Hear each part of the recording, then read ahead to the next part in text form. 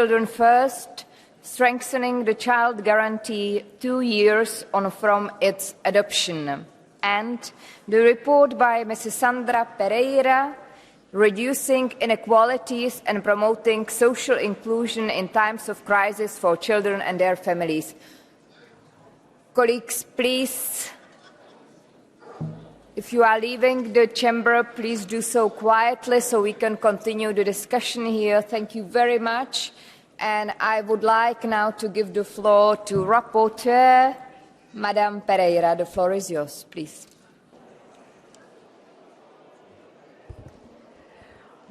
Obrigada, Presidente. Começámos a trabalhar neste relatório num contexto de degradação das condições de vida dos trabalhadores, com o gravoso aumento do custo de vida sentido nos últimos tempos. Thank you very much. I don't have a great deal of time, but I'll do what I can. Child poverty has a number of dimensions to it.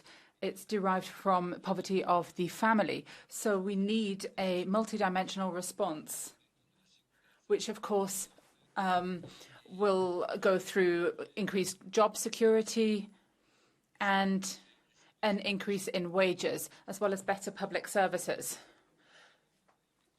For children to enjoy their rights, then their parents must too. We can't talk about rights of the child without talking about wage stability for parents, particularly putting an end to precariousness and deregulation of hours, as well as low wages and wage discrimination, as well as other transports linked to accommodation and transport, as well as an increase in expenditure on health and education. This, of course, is affected by parents' income as well.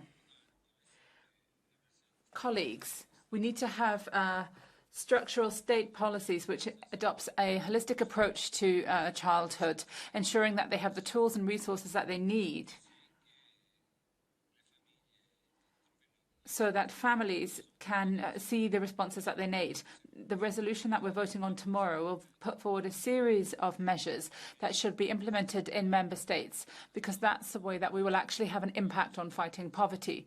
So we need more investment in public services, in education, in healthcare, public, universal, high-quality services to meet families' needs and the needs of children in all of their diversity.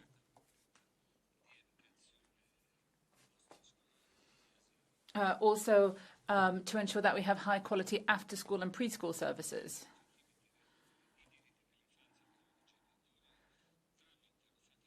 Rights for children and their parents have to be implemented through an evaluation of the practical instruments that will fight discrimination and violence against children. We have to have targeted, structured measures. The early years of life have a key impact on integrated development for children. In their first years, children develop their key capacities. We need to have proper childcare, nurseries and support for families, to ensure a holistic approach from the very earliest age. We should ensure free access to nursery care and high-quality education to ensure the best type of instruction for all children, regardless of the family that they come from, to ensure that they enjoy their full rights to education as set out in constitutions of countries such as my own. We also need free access to care before school for all children up to the age of 13 to ensure an approach that is focused on the needs of the individual. Today is the International Day on the Rights of the Child, and I would like to take this opportunity to talk about those who are in war. Thousands of Palestinian children have been killed by Israeli forces in recent weeks, more than the entire number of children killed since 2019 in other conflicts. one child would be too many. And so we have to see an end to this. Children have the right to live in peace. We have to put an end to this and to establish peace-based relations between all peoples. Now to give the floor on behalf of the Commission to the Vice President, Madam Schütze. The floor is yours, please. Thank you, Chair, honourable members. Exactly 34 years ago, on November 1989, the United Nations adopted the Convention on the Rights of the Child. It is in commemoration of that milestone event that we celebrate World Children's Day today. It is a reminder that children's rights are human rights under any circumstances and everywhere. The four guiding principles of the United Nations Convention on the Rights of the Child are non-discrimination, the best interest of the child, the right to survival and development, and the right to be heard. They are also reflected in the European Union Charter of Fundamental Rights. It is important to recall them every day like today. The theme for World Children's Day 2023 is for every child, every right. For every child, peace. For every child, a livable planet. For every child, a voice. Yet, on this World Children's Day, the European Union is particularly concerned for the well-being of children living in situations of armed conflict, forced displacement, and protracted humanitarian crisis. Unfortunately, our television screens and social media feeds are full of the daily horrors inflicted upon children around the world, be it from Gaza to illegal child deportations from Ukraine, terrorist attacks in Israel, and armed conflicts from the Sahel region to Yemen and Myanmar. Children do not start conflicts. They deserve and need peace. We as adults, as caretakers, as policymakers, we have an obligation to protect and promote all rights of all children and to ensure that they can live in dignity. This is also the Commission's understanding and our approach to the rights of the child as we laid it down in European Strategy on the Rights of the Child and the European Child Guarantee. While the European Union is one of the most equal and prosperous regions in the world, we have not yet fully eradicated poverty. Child poverty in Europe is not acceptable. Currently, every fourth child lives at risk of poverty or social exclusion. This requires decisive actions at all levels. This is what the report on reducing inequalities and promoting social inclusion in times of crisis for children and their families called for. And we can all agree, children growing in poverty are less likely to do well in school. They are less likely to enjoy good health. They are less likely to realize their full potential later in life. This Parliament has been at the forefront of the European Union policy actions to support the most vulnerable children. We highly appreciate that the proposed Children First resolution pays attention to the quality of the national action plans, adequate financing, stakeholders' involvement, and proper governance and monitoring. All these aspects are key also from our point of view. I want to thank my dear colleague, Commissioner Nicolas Schmit, for all this work. 8 years ago, the European Parliament adopted a resolution on reducing inequalities with a special focus on child poverty, calling for a child guarantee. Today, the child guarantee is a reality. We welcome the fact that 20 European Union member states have set national targets on child poverty reduction. We see that in 2022, the number of children at risk of poverty or social exclusion decreased in 19 member states. We see 1,100 fewer children affected by poverty in Italy, 86,000 fewer children affected by poverty in Greece. While we welcome these figures, we remain concerned that this significant progress is offset by increases in 8 other member states. But we must not be complacent. The Commission is tirelessly working with member states to ensure that progress is being made, and we are happy with the constructive approach by the national coordinators. A number of concrete actions have been taken. For example, school meals have been introduced in Croatia and in Luxembourg. In Bulgaria, Future for Children Health Prevention Programme will support approximately 14,000 families. Honourable members, You have called for better monitoring. We are now working jointly with the Social Protection Committee to establish a common monitoring framework. The results should be available in a matter of few weeks. Results from their programming show that combating child poverty has been defined as a specific objective in programs of 23 member states, totaling 6.1 billion of European financing, or 8.9 billion if national contributions are added. Next March will be another opportunity to take stock. European member states should report on their progress in implementing child guarantee. Here, we must draw attention to the fact that primary responsibility for implementation of the child guarantee lies with member states. We recall that an investment in children is a tangible investment in their societies and their economies. We must preserve this stability, as we all know how fragile it is. Sustainable investment in children will be key. I thank you, and I look forward for this debate. Thank you very much, Madam Commissioner. Now, on behalf of the Committee on Women's Rights and Gender Equality, Vice President of the European Parliament, Madam Kopacz, please. Pani Przewodnicząca, Szanowni Państwo. President, ladies and gentlemen, the Parliament deals with many topics related to children's rights on a daily basis, like the European Child Guarantee we're discussing today. But looking at today's world, we have to say clearly that this is still not enough. We have armed conflicts, poverty, climate change, violence against children both in the real world and online. We have lack of access to education and healthcare, to psychological and social support, so much needed in the crises of recent years. This all shapes and influences the next generations, meaning that it also determines our future. I want to stress with the utmost importance. Children in Ukraine, children in Gaza and in Israel, in Sudan, and everywhere where adults wage their wars, they have the same rights to live in order to grow up and develop with a sense of security, love, and respect. This right is universal, inalienable, and does not depend on in which country and which side of the world the child was born. At the end, I should say something obvious. All children are our children and deserve the best, and we here in the Parliament should treat it as obvious and should be a good example to others. Thank you very much. Thank you very much. On behalf of the group of the European People's Party, colleague Mr. Goiking, the floor is yours. Ja, vielen Dank. Thank you very much, Madam President.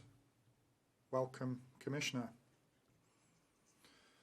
20th of November, International Day of the Rights of the Child. Here we are in Parliament, and we are having a debate here. We've had a wonderful report, but there you go. That's the International Day of the Rights of the Child. That's how we deal with our children. To be honest, I think we should be ashamed of this. It should be a full house here, full chamber. There should be people here to show dignity to World Day and Rights of the Child. This Children's Day is here to strengthen and bolster rights of the child, looking at children poverty, to deal with child labour, address that, not just to slap ourselves on the back. I mean, these are important discussions, and have them just shuffled away in a document, a report. I think it's a shame. I'm from the Family Party in Germany. I'm the chair of the party. We have a lot of input into this report. I think we want to have additional child guarantee. We need to have additional money for child benefit and parental money as well that will help children in their families so that families as well can plan.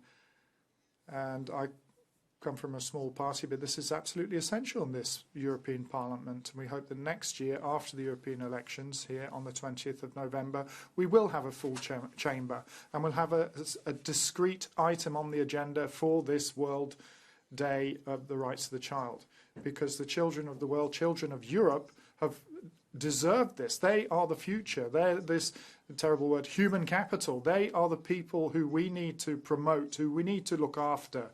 And we shouldn't allow these people to be pushed further and further into poverty. We shouldn't allow child labour in Europe.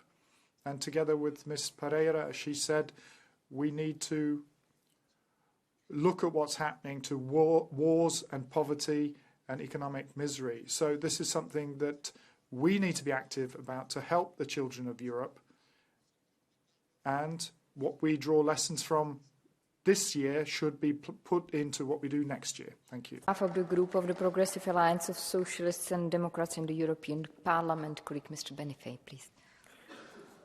Oggi è la giornata mondiale. Today is the International Day of the Child, and it pains me to have to repeat that the situation for children is still tragic when we look at child poverty in Europe and in Italy. Looking at my own country, Giorgia Meloni received the national plan on the childhood guarantee from the EU, and it's an excellent plan, but nothing's happening with it. We don't know what's happened to it. The working group on the rights of the child has looked at a disastrous budgetary law. The PNR has looked at the rights of children. We know that in 2022 there are a number of children in absolute poverty we're talking about. There's only 38% of primary school children that are guaranteed full time. This is the highest figure the worst figure for the European Union. These figures should make us angry, and should the fact that we've wasted time. This is shameful. And of course, this isn't only true just for Italy, but childhood poverty is increasing across Europe. There are millions at risk.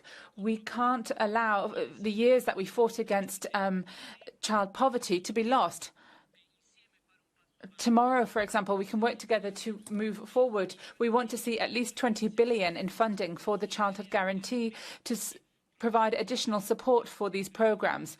And we hope that this will be done in a correct time frame. Also supporting refugee children and Ukrainian children and children from elsewhere. Otherwise, if we don't move, what we'll be doing is condemning millions of children to a desperate future. The Renew Europe Group, colleague Mr. Pislaru, please. Thank you very much, dear Chair, dear Vice President Šuica, dear colleagues. A child living in poverty is a catastrophe, clearly for their family, but for the society at large. And today we are talking about how the EU is taking care of our children. Are we taking care of our children well in Europe, respecting their rights and providing access and opportunities? And the answer is no. Today's debate is not a theoretical exercise about the world's problems. We have 5 million children in poverty in the EU today. Today, we are debating a resolution prepared by the Employment and Social Affairs Committee of this Parliament, led by the Renew Europe, but supported by all political groups, and developed in a full consultation and transparency with the stakeholders. And indeed, it's a resolution to try to redress this unacceptable situation.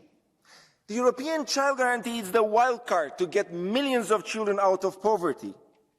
And we need that because this can be a game changer. Ambition and proper implementation. Through the national action plans, we need to set crazy ambitious actions by constantly being more coordinated, better governance, having an European authority for children, having the additional budget that we need of 20 billion and plus, having meaningful implementation and synergy among authorities. Children and inequality, poverty, social exclusion, these are words that should never stay to each other. We should do everything in our power to provide the children a best future, a better future, to learn and become amazing human beings that they are destined to be, away from poverty, social exclusion and inequality. Thank you very much. Thank you very much. Now, on behalf of the group of the Greens European Free Alliance, colleague Mrs. D'Amato, please. Grazie, Presidente. Thank you. Commissioner, the plan to implement the child guarantee published this spring shows in black and white the serious situation Italy is facing, as well as Europe, of course, when it comes to child poverty and social exclusion. And the numbers are shocking. 34% of minors in the south of the country do not have access to the so-called key rights. Lack of affordable nursery places among the highest levels of early school leaving in Europe, psychological distress, ramshackle classrooms, lack of canteen access. Poor housing conditions and a lack of access to high-quality medical treatment are the tragic reality for an increasing number of minors and their families, who are at the same time facing an ever higher living cost. Cuts to healthcare and schools, as well as the delayed implementation of the National Recovery and Resilience Plan, are political choices that are creating a real social crisis. And what's Maloney's right doing? Well, they're obsessed with the birth rate and with the babies to come. Perhaps they'd be better focusing on the children who are already here and who are simply asking for a dignified life. Thank you very much. Now, on behalf of the European Conservatives and Reformers Group, Señora Nera Pisa Carrión, por favor. Presidente, Comisaria, colegas. President, Commissioner, colleagues, we are all part of a family. We're given life, natural bonds and care. People who grow up in a stable, loving family start out at a huge advantage, and we want every child to enjoy this good fortune. People who have experienced selfless love within a family understand their dignity as a person, and this is how they build relations with others, and they can give it back to society as well. The family is the best tool for social inclusion and to fight against poverty and inequalities. Its need to value the family and to ensure that it's the heart of social policy, particularly at times of crisis. And yet this chamber is working to replace it. This is leading to mistrust, pitching family members against one another and distancing children from their parents. It's claiming that it can put an end to poverty by putting an end to life. And yet life is the most important thing to protect. The best guarantee for children are their families. We have to help parents to do their work properly. Thank you. Gracias. Thank you very much. Next speaker on behalf of Identity and Democracy Group, Madame Bilde, s'il vous plaît. Merci, Madame la Présidente, Madame la... Thank you, Madam President, Madam Commissioner. The current situation in the European Union should encourage you to adopt an attitude of being more, show a greater degree of humility, because we can see that the situation for children in the EU is thanks to political choices in the EU. Children's rights are not being respected, they're being affected by poverty, but who is it who's imposed austerity measures for many, many years? Who was pointing the finger at countries for not paying more money for this people in the population? And we're seeing that the European Union isn't doing what they should do. They're going beyond what is decent, in fact. They're meant to be a great social protector and have conscience of the dramatic situation that we're seeing experienced by our populations, especially our children. What's the EU proposing? Well, all sorts of pious wishes without end. Of course, everybody should have the right to security, to education, to a healthy environment in which they can grow up and blossom. But we're seeing contradictory messages between financing everything and nothing to prioritising all other subjects instead, and taking away from the member states their freedom to act in a sovereign manner according to their needs, and bolstering the right to look at the value of dignity of work. You're going to condemn children to live in a world that's not going to protect them anymore. So what we need to do is stop pointing the finger and give people lessons and act instead. Next speaker, colleague Mrs. Jaroka. Please, the floor is yours. Köszönöm szépen, elnök asszony. Köszöntöm. Thank you.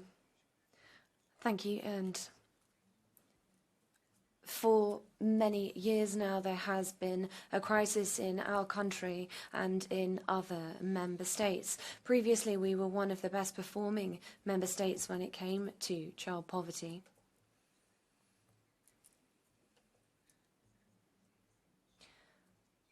Thus far, however, 83% of Roma children in Europe live in poverty.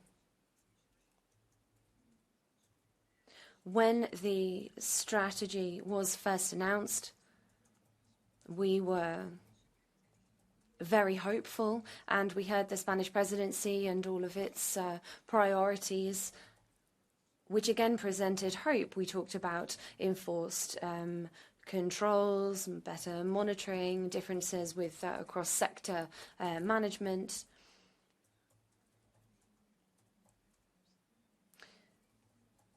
But with everything we've seen at the moment, with war, inflation, these families have been hard hit again. So we need change. We need to guarantee housing. We need to offer nursery places. And we need to ensure access to education. The floor is yours, please.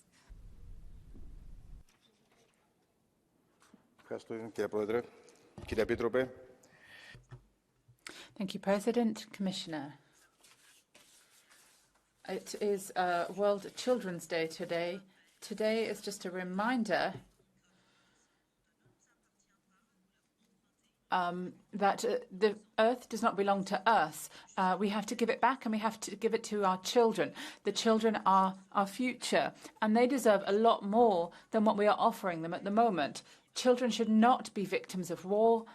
Children should not be dying by being shot or because of bombs. Children shouldn't be going to work, and they shouldn't be victims of abuse. They should be able to go to school, play, dream, and enjoy their childhood. Children are our world, and our world is better because it is full of children. Saving just one child will contribute to keeping up hope. Thank you. Colleague Mr. Brugles, the floor is yours.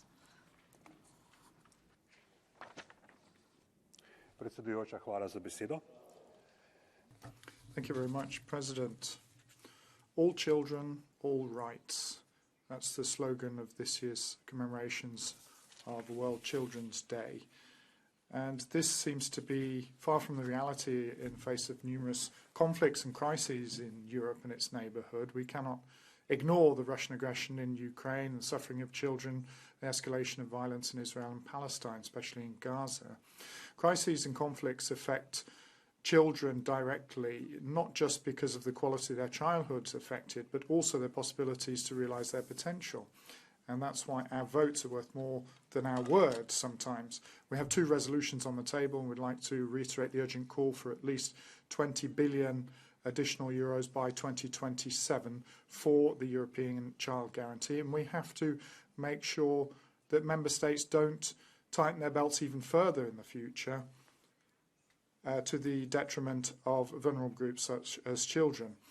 In these sort of times when people are suffering, we have to make sure that we can strengthen the resilience of children and their families by investing in quality public services, accessible to all, have allowances for children and families, and make sure that work-life balance can be struck.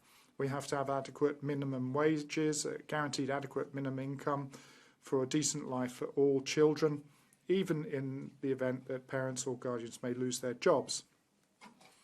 Children are not represented directly by the European Parliament, so we have an even greater responsibility to be the voice of all those children and to act in their best interest. Thank you. Speaker, colleague Mrs. Juriš-Nikolsonová, prosím. Sme jeden z najbohatších regiónov na svete a predsa necháva... We are one of the richest regions of the world. And in particular, we need to look at protecting children, particularly those from Roma community. They often live in areas without healthcare, without drinking water.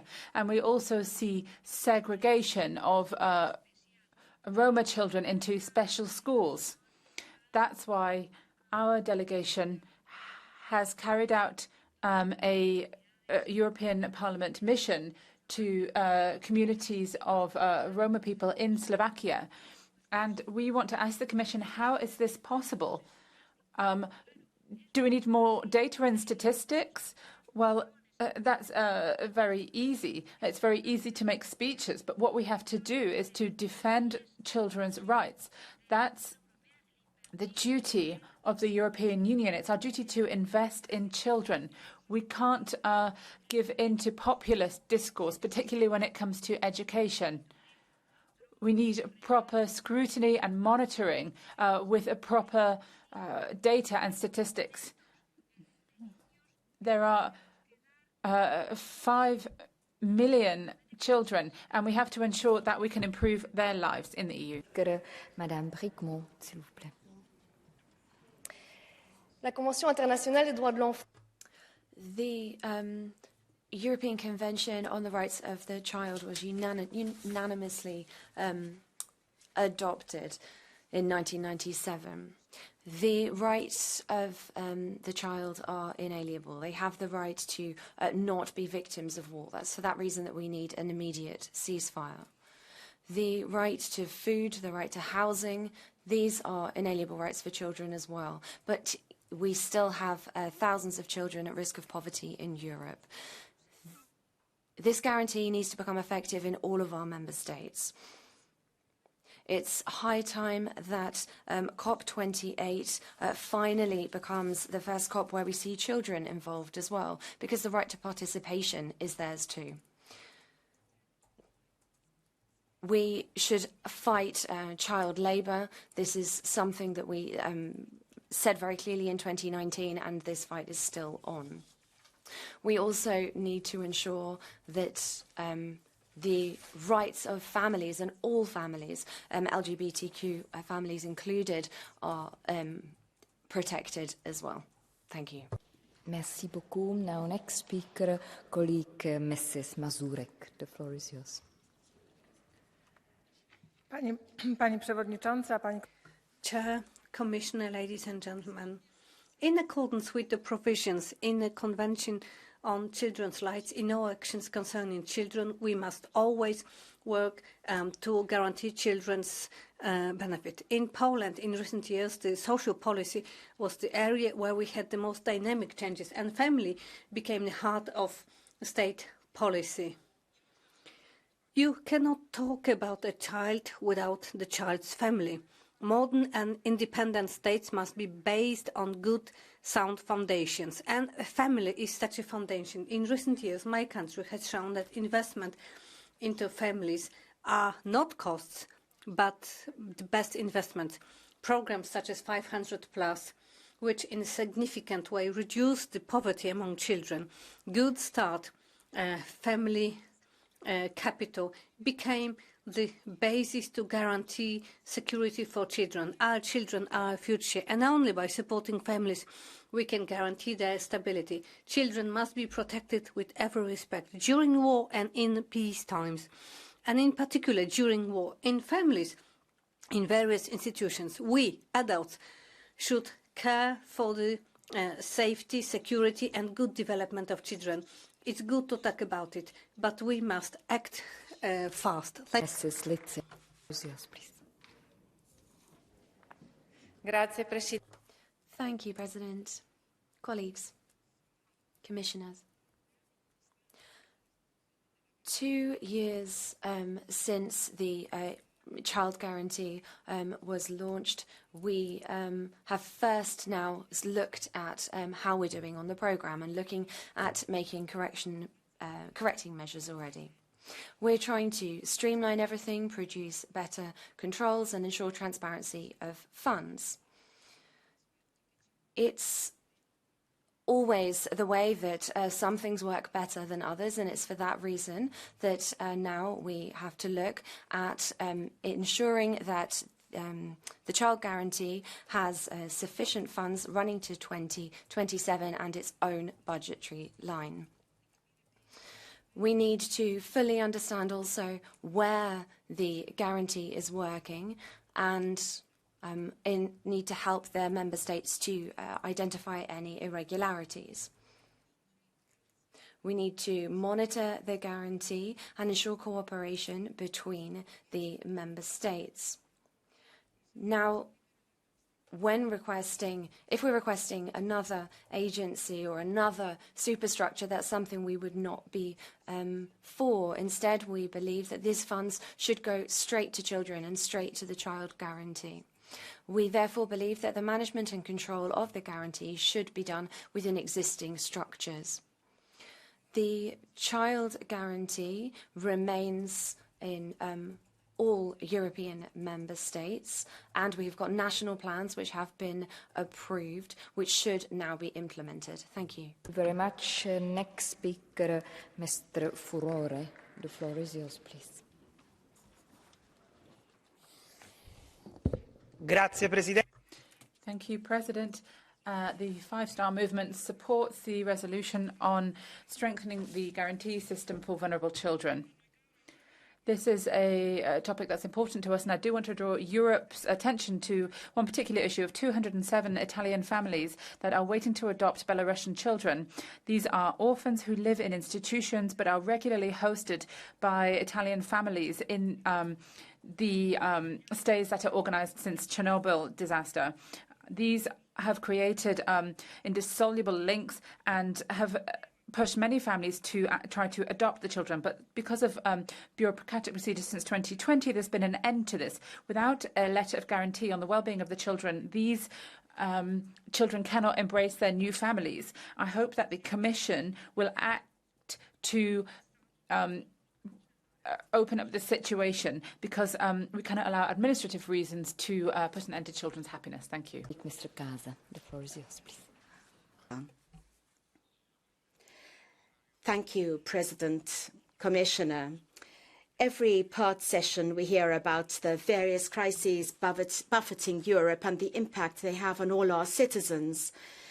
Governments have done their best to help people protect themselves, but one group in particular is unable to do so, which is precisely why children are considered vulnerable, because they are unable to do anything to improve their situation, because they depend on others, and because poverty is their inheritance. And we know that they will continue to suffer from the effects of poverty even when they grow up. This is not justice. Today, as we celebrate International Day on the Rights of the Child, we need to bear in mind that nearly a quarter of all children alive are at risk of poverty. And this notwithstanding the fact that Europe is a continent built on the bedrock of values such as equality and dignity. This means that everyone should have an opportunity to enjoy a better life, irrespective of who they are or where they hail from. 2 years ago, Europe armed itself with the child guarantee because we know that it is unjust for children to live in poverty. I believe that we will never have a fair society for as long as there are children going hungry with little or no access to education and healthcare. Much has been done to help children. Much more remains to be done. And this resolution is a step in the right direction. We have a child guarantee, but we want it to work better. And if we wish our children to have a bright and promising future, we need to protect their life and health. Yes. The floor is yours, please. Dank u, voorzitter. Thank you, President, Madam Vice President. The Netherlands, unfortunately, is no different to the rest of Europe. In our country as well, there are parents with children who get who are €500 a month too short. That's not on anymore. Children who grow up in poverty feel the consequences during the course of the rest of their life, both in school, on the labour market, but also on their health. And for those missed opportunities, it's not just they who have to pay for that, but we all pay for that as well, because any single child growing up in poverty is one too many. On Wednesday, we have a general election. We can't have just empty promises from the new government. We need specific actions. Raise the minimum wage and increase in parents' income. Invest in school lunches for children and education. That's the only way we can deal with child poverty. Thank you. Thank you very much. Next speaker, colleague Messier Ormeli, s'il vous plaît. Madame la Présidente. Madam President, Commissioner, colleagues. The children are our future. We have to take the opportunity of this International World Children's Day to send out a powerful message of unity. The COVID-19 pandemic deprived children of education and key social contact to help them develop. Poverty and precariousness are still depriving too many children in Europe of opportunities. We need clear political responses based on inclusion for all. We must plan for long-term investment in quality services for early years. That includes properly trained staff who can meet the needs and periods of childhood. We can't forget the most vulnerable. The rollout of the European Child Guarantee has to ensure that all are guaranteed access to school, decent housing, healthcare, and healthy food. Our goal can't just be to reduce inequality, but to prevent it from arising in the first place. That's our shared responsibility. We must forge a future where each and every child can flourish and achieve their dreams. Thank you very much. Next speaker, Mr. Ryle. The floor is yours. Frau Präsidentin, Madam President, colleagues, today is the International Day on the Rights of the Child, and I would like to focus on a topic which is particularly important to me, and that's child poverty. It's so important to me because I was affected by it as well. I know what it means to not have any money to go to the cinema or go swimming. I know what it's like to be mocked because you can't afford the right clothes. We have got one of the highest levels of child poverty in Germany. We're 20th in the ranking in Germany. So 20th. Germany. So here we're talking about 2.2 million children. And that's why I'm talking about this today, because of those 2.2 million, 933,000 of those children came to us as migrants. Out of 2.2 million, 933,000. And so we have to be honest, when we're talking about child poverty, we're also talking about migration. Last week, we celebrated St. Martin's Day. St. Martin shared his coat, his cloak. Those who want to fight child poverty needs to save the social state. And if we want to do that, then we need to end illegal migration. Thank you. Next speaker, Mr. Nicolaou Alavanos. Floor is yours. 5.500 παιδιά έχουν δολοφονηθεί από το Ισραηλινό κατοχικό κράτος. Thank you. 5,500 children have been killed in Gaza. There are clinics, hospitals, maternity units that are being bombed. And the European Union is making declarations that support the conqueror. This is hypocrisy. We want to see an end to these bombs because those children are our children.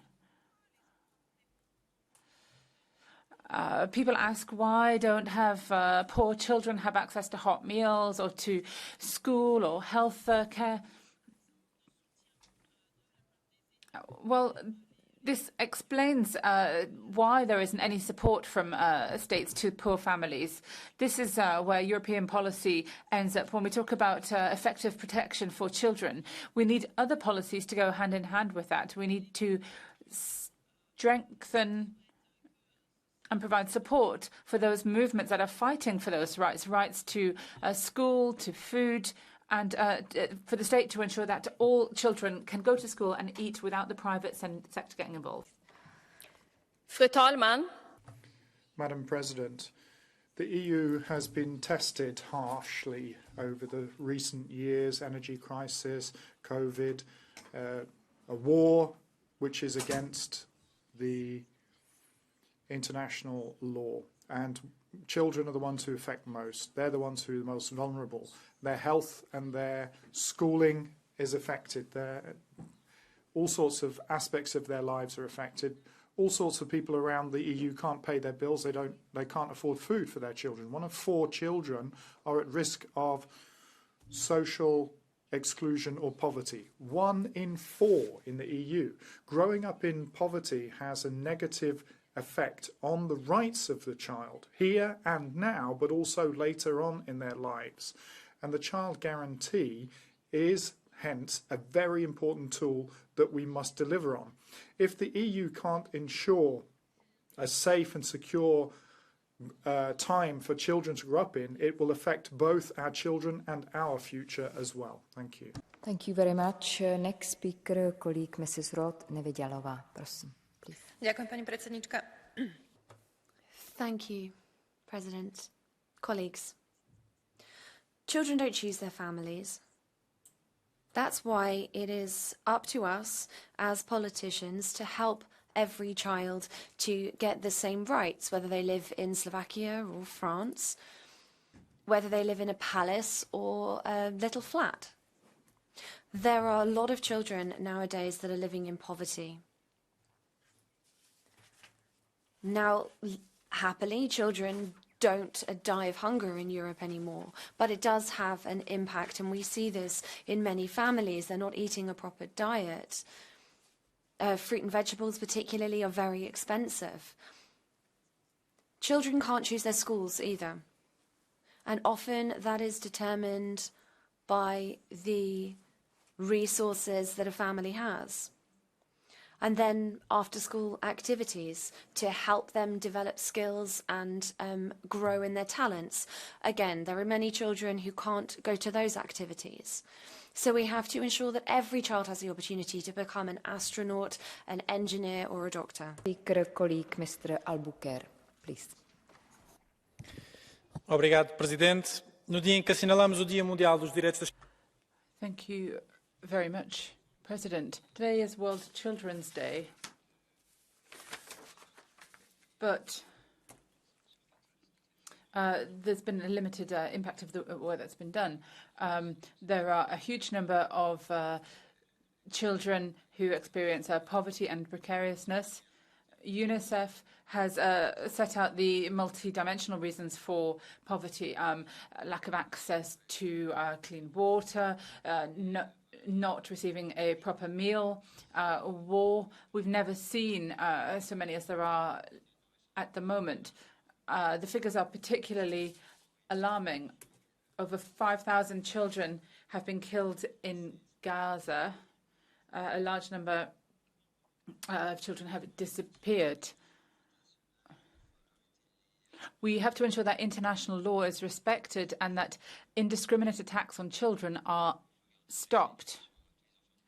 All children in the world should have access to education. Child labour should be stopped.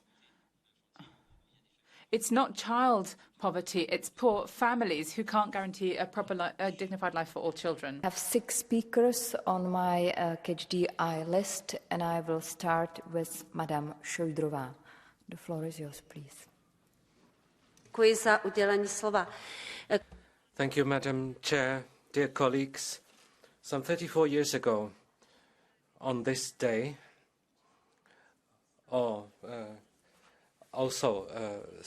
or less at the same time when students rose up against the communist regime in Czechoslovakia, the Convention on the Rights of the Child was signed. I would like to mention the first 2 provisions, which say that children deserve special care and attention, and the second says that family is the best environment for children and that family needs supporting. Social policies should help parents do and play their role, and the current debate takes place at a time when thousands of children suffer from the violence committed by Hamas against Israel. I see this conflict through the eyes of these children, and I wish that as soon as possible the hostages are released and the conflict ended. I also see today's debate through the eyes of deported Ukrainian children whose lives were taken away by Putin. Děkuji, thank you very much. Next speaker, colleague Mrs. Grappini, please. Mulțumesc, doamna președinte, doamna comisar. Thank you, President, Commissioner, dear colleagues. 34 years have passed since this International Day on the Rights of the Child was declared. What is our situation? We have 5 million children in poverty. And I'm not talking about crises, about the pandemic, about war. I'm talking about the fact that in these 34 years, actually, the crisis regarding the rights of the child has deepened. I'm not just talking about children who maybe don't have enough heat, don't have enough food. They are taken from their families many times. And there is nothing more valuable than the love of a mother and of a family. This is what we should have in our focus in the European Union and the member states. I have dealt with cases of children which were taken from families and which were recovered after 3 or 4 years, who were traumatized. Why were they taken away? For alleged reasons that maybe the family was too poor. But let us intervene here. Let us ensure sustenance for the family. Let us ensure jobs for parents so that these children can grow in families and not in state institutions. Thank you. Next speaker, colleague Mr. Andrews. The floor is yours, please. Thank you, Madam President, Commissioner and colleagues.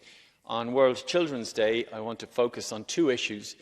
Firstly, foster care is part of the European Child Guarantee, and it is, of course, a recommended intervention for the most vulnerable children, preferred over residential care. However, foster care is delivered in a very incoherent way across member states. There are no common standards for the delivery of foster care or for training of foster parents.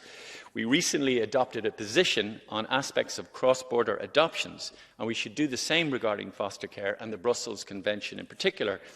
Secondly, as Minister for Children in Ireland, I introduced a scheme that delivered early childhood care and education. The intention was that this would lead to the increased professionalisation of workers in this sector so that they could diagnose early developmental delays in children and design appropriate interventions, and I hope that that's where it goes. Finally, it is impossible on World Children's Day not to repeat what the WHO's Dr. Mike Ryan said. The best medicine for the children of Gaza is a ceasefire. Thank you. Thank you. Next speaker, Mr. Wallace. The floor is yours. Thanks very much, President. The Convention on the Rights of the Child was adopted on this day in 1989 by the UN. The US still hasn't signed it. Israel has killed over 5,000 children in the last 6 weeks, thanks to the support of the US and the EU. American journalist Chris Hedges was in an Al Jazeera studio watching a live feed from Gaza City of Israel attacking Al-Shifa Hospital.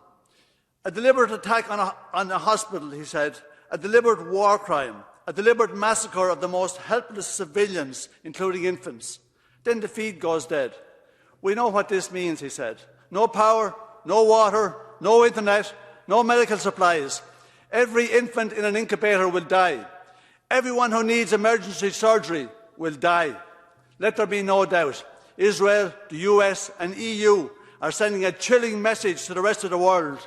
International and humanitarian law, the Convention on the Rights of the Child, are meaningless pieces of paper. They did not apply in Iraq or Afghanistan, and they don't apply in Gaza. They don't hate us for our values. Maybe they hate us because we don't have any. Next speaker, colleague Mrs. Kinichi. The floor is yours, please. Grazie, Presidente. Thank you, President, Commissioner. According to a report published last September by Eurostat, we are going to have almost 20 million children below the age of 18 at risk of poverty or social exclusion. As is always the case in crisis situations such as the COVID-19 pandemic and the war in Ukraine, the highest price is paid by the children. Amongst these, once again, it is the most vulnerable who are those most affected: children from migrant backgrounds, refugees, unaccompanied minors, but also children who come from single-parent families, children with disabilities, and children who are part of an ethnic minority. This is a fundamental instrument to help us to combat child poverty for millions of children in Europe, and it needs to be strengthened. We now need the member states to implement effective national plans so that every child in Europe can have a real guarantee of a healthy and safe childhood, as the UN Convention would have it. Thank you. Thank you very much. Next speaker, colleague Mrs. Daly. The floor is yours. Thank you, President. It's World Children's Day, the day when we commemorate the signing of the UN Convention on the Rights of the Child. the most widely ratified human rights treaty ever, the world united around the protection of children. Well, aren't we great? And it's about time that we wake up and smell the white phosphorus, the burning flesh of children torched alive in Gaza.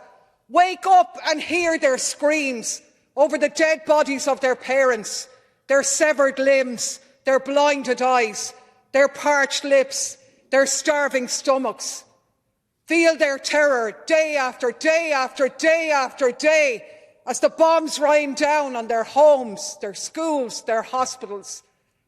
On and on it goes.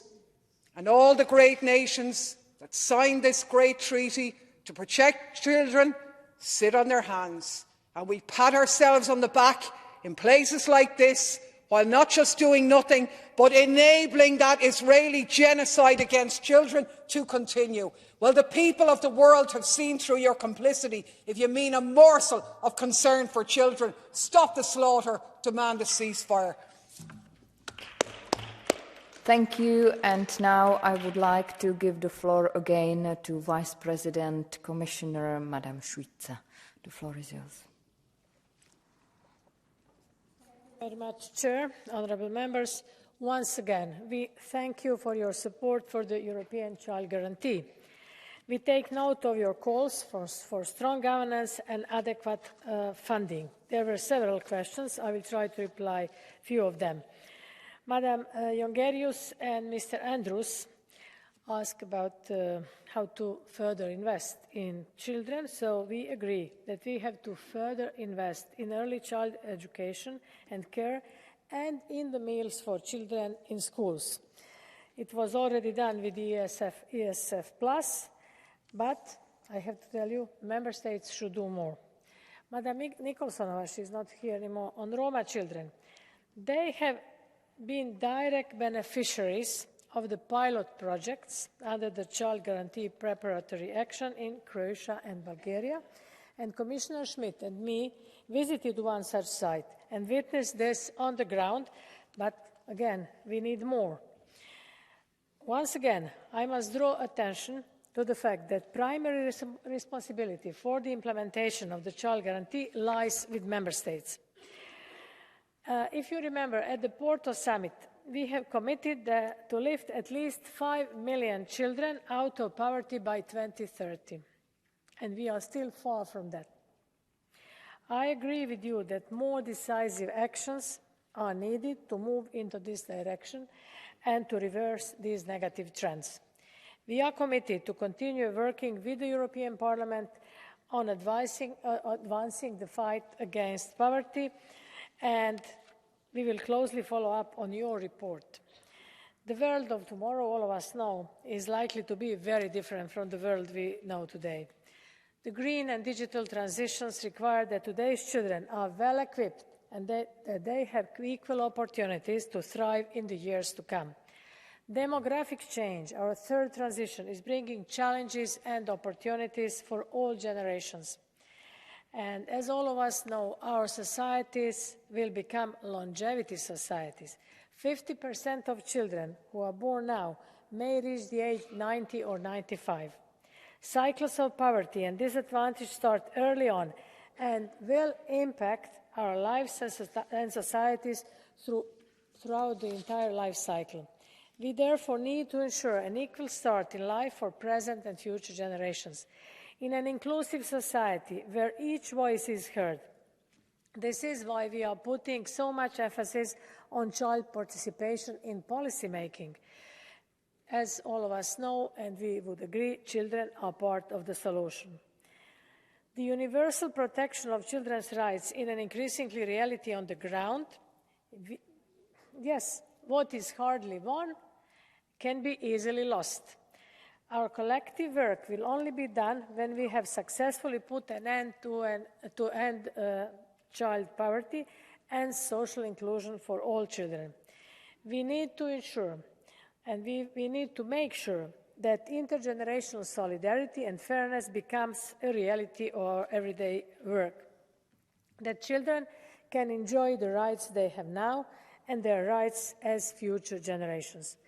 My colleague, Commissioner Schmidt, and I look forward to continuing work with you on this file, and I hope that we can move the world on in this. And I want to thank you once again for this interest in this on the International Day of Children, the rights of children. Thank you. And we thank you, Madam Commissioner. Last but not least, let me give the floor again to our rapporteur, Madam Pereira, please. Obrigada, Presidente. A nossa responsabilidade é hoje como... Thank you very much. Our responsibility, as ever, is to call on institutions and governments to make sure that they always push to go further to integrate children's rights, because after all, children will transform the world. We know that governments' promises need to be translated into action.